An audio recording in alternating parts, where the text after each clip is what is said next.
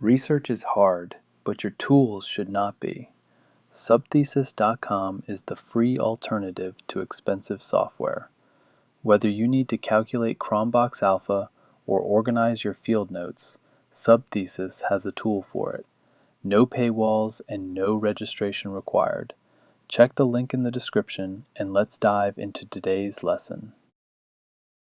Welcome back to the PM Playbook. Today we're going to discuss one of the most underestimated skills in project management, stakeholder mapping. Technical skills get you started in project management. Stakeholder skills determine whether you succeed. Here's something project managers learn the hard way. Technical problems are almost always solvable. You can fix bugs, you can find workarounds, you can bring in experts, but people problems sink projects. A stakeholder who feels excluded will find ways to delay your project. A decision maker who doesn't understand the value will question every expenditure. The stakeholder you ignore today becomes the blocker you can't get past tomorrow. Think of stakeholder management like an iceberg. Above the surface, you see the visible stakeholders, the official project sponsor, your team members, the end users. These are the people in your project documentation. But below the surface are the hidden stakeholders, the influencers who shape opinions, the gatekeepers who control access, the resistors who have reasons to oppose your project. Just like an iceberg, about 90% of your stakeholder risk is below the surface. If you only manage the visible stakeholders, you're missing the majority of the risk. Let's start with identification. Before you can manage stakeholders, you need to find them. And finding hidden stakeholders requires a systematic approach. Stakeholders fall into 5 categories. Sponsors fund and authorize the project. These are your executive supporters. Customers receive the deliverables. They're the reason you're doing the project. Contributors do the work. This includes your team and any groups providing resources. Influencers shape decisions indirectly. They may not have formal authority, but their opinions carry weight. Impacted parties are affected by the project outcomes but may not be involved in the work. All 5 categories need to be identified and managed, though in different ways. Here are 3 questions that reveal hidden stakeholders. First, ask, who has attempted something similar before and failed? Those people have opinions about your project. Some will be supportive, wanting to see the problem solved. Others might resent that you're trying what they couldn't accomplish. Second, ask, whose budget, headcount, or organizational power is affected by this project? Anyone losing resources or influence is a potential resistor. Third, ask, who will be blamed if this project fails? Those people are deeply invested in your success, even if they're not on your official stakeholder list. One of the best techniques for finding hidden stakeholders is the chain interview. Start by meeting individually with your known stakeholders. At the end of each meeting, ask, who else should I be talking to about this project? Take notes. Then meet with those people and ask the same question. Keep going until you stop hearing new names. This technique surfaces stakeholders that wouldn't appear on any org chart or project document. You'll often hear things like, you really need to talk to Sarah. She's been here forever and knows where all the problems are. I call this technique organizational archaeology. Dig into the organization's history and structure, review org charts, but pay special attention to dotted line relationships. These informal reporting lines often indicate influence that exceeds formal authority. Check historical project failures. Who was involved? Who opposed them? Those patterns often repeat. And identify the real decision-making paths.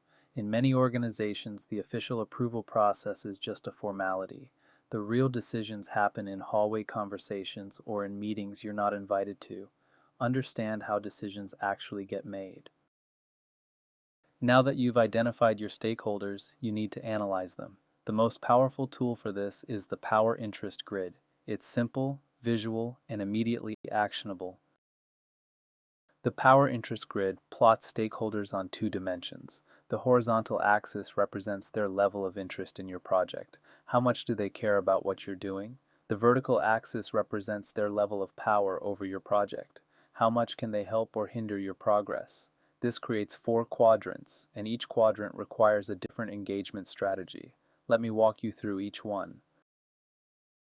Stakeholders in the high power, high interest quadrant are your key players. These people can significantly impact your project and they care deeply about the outcome. The strategy here is to manage them closely, communicate frequently, involve them in major decisions, never surprise them. These stakeholders need to feel that they're partners in the project, not observers. If you lose the support of a key player, your project is in serious trouble. Invest the time to keep them engaged and aligned. Stakeholders in the high power, low interest quadrant are what I call the danger zone. These people have the power to derail your project, but they're not paying attention. For now. The strategy is to keep them satisfied without overwhelming them with details. Don't demand their time. Don't flood them with status reports they won't read, but alert them when something significant happens or when you need their support. The risk here is that a low interest stakeholder suddenly becomes high interest. Maybe something goes wrong. Maybe someone complains to them. If they weren't kept informed, they might react negatively. So keep a light touch, but don't neglect them entirely. Stakeholders in the low power, high interest quadrant are often overlooked, but they're incredibly valuable. These are people who care deeply about your project but don't have formal authority. The strategy is to keep them informed. They can become your champions and advocates, spreading positive messages about the project through informal channels. They're valuable for feedback because they'll actually pay attention to what you show them. They make excellent beta testers and early adopters. Don't ignore these stakeholders just because they lack power. Their interest is an asset you can leverage. Stakeholders in the low power, low interest quadrant require minimal attention. They don't care much about your project and they can't significantly impact it. The strategy is simply to monitor, check periodically to see if their power or interest has changed. Maybe they got promoted. Maybe the project now affects their department. But don't let these stakeholders become a time sink.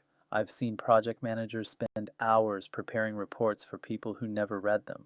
That's wasted effort. Match your effort to the stakeholders quadrant. Here's how to create your power interest grid. Start by listing all the stakeholders you identified, then rate each one on power from 1 to 5. A1 has almost no ability to impact your project. A 5 can make or break it. Next, rate each on interest, also from 1 to 5. A 1 doesn't care about your project at all. A 5 is deeply invested in the outcome. Plot each stakeholder on the grid based on their ratings. Then review the grid with your team. Others might have insights about power or interest that you missed. This is a collaborative exercise. Now that you've mapped your stakeholders, let's talk about engagement strategies. How do you actually manage these relationships day to day? Effective stakeholder engagement starts with understanding motivations. For each key stakeholder, ask 3 questions. What do they want? Not just officially, but personally. Maybe they want a promotion or recognition or to protect their team. What do they fear? Maybe they're worried about job security or failure or losing influence. And how does this project affect them personally? A project that changes someone's daily work will generate more emotion than one that doesn't. When you understand motivations, you can frame your communications in terms that resonate with each stakeholder.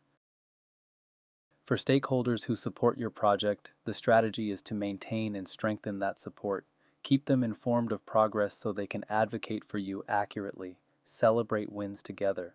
When something goes well, make sure your supporters know so they can share the good news. Leverage their influence with other stakeholders. If you need to convince a skeptic, a word from a trusted supporter might be more effective than anything you could say, and protect them from surprises. If something goes wrong, tell your supporters first. Never let them be caught off guard in a meeting. Neutral stakeholders are neither supporters nor opponents. They're on the fence. The strategy is to move them towards support. First, understand why they're neutral. Is it lack of information, lack of trust, or genuinely no stake in the outcome? Then find what would make them care. What matters to them? Connect project outcomes to their interests. Show them how your project's success benefits something they value. The goal is to convert neutrals into supporters. A larger coalition of supporters makes it harder for opponents to block your project. Managing opponents is the most challenging part of stakeholder management. Start by understanding their objections. Are they valid? Some opposition is based on legitimate concerns that should be addressed. If their concerns are legitimate, address them. Maybe you can modify the project approach to accommodate their needs. Involve opponents where appropriate. Sometimes people oppose projects because they feel excluded. Giving them a role can convert them from opponents to contributors. But if none of that works, limit their ability to damage the project. This might mean escalating to sponsors, building coalitions against them, or working around them. Your stakeholder analysis should be documented in a stakeholder register. For each stakeholder, record their position on the power interest grid, their attitude toward the project, their key concerns, and your engagement strategy. Track your engagement activities. When did you last meet with them? What did you discuss? What actions came out of it? Update the register as things change. Stakeholder positions shift throughout a project, and critically, keep this document confidential. Some of the assessments you make about stakeholders would be damaging if shared widely. This is for your eyes and perhaps your sponsors, not for general distribution. Watch for warning signs that stakeholder relationships are deteriorating. Sudden silence from a key stakeholder often means they're either losing interest or gathering opposition. Meetings scheduled without you might indicate that decisions are being made behind your back. Increased questions about project value suggest someone is building a case against continuing. Resources being pulled to other priorities signals declining organizational commitment. When you see these signs, don't wait. Act immediately to understand what's happening and address it. Let's put this into practice. Think about a current or recent project. Try to identify 3 hidden stakeholders that aren't on your official stakeholder list. For each one, assess their power and interest. Where do they fall on the grid? Then determine what engagement strategy is needed. Are you managing them closely enough? Are you ignoring someone who could become a problem? This exercise often reveals gaps in stakeholder management that need immediate attention. Let's recap. Most stakeholder risk is hidden below the surface. You must actively search for hidden stakeholders using interviews, organizational analysis, and pointed questions. The power interest grid gives you a simple framework to guide your engagement strategy. High-power stakeholders need the most attention, with the strategy varying based on their interest level, and stakeholder engagement is continuous. It's not something you do once at the beginning and forget. You must constantly monitor and adjust as the project progresses. In our next lecture, we'll tackle requirements management. You'll learn techniques for capturing requirements that actually stick. We'll explore methods for preventing scope creep at its source before the project even begins, because the best way to control scope is to get the requirements right the first time. Thank you for joining me in this exploration of stakeholder mapping. Remember, your project will never be more successful than your stakeholder relationships allow. Start mapping today. I'll see you in the next lecture. Research is hard, but your tools should not be. Subthesis.com is the free alternative to expensive software. Whether you need to calculate Cronbach's alpha or organize your field notes, Subthesis has a tool for it.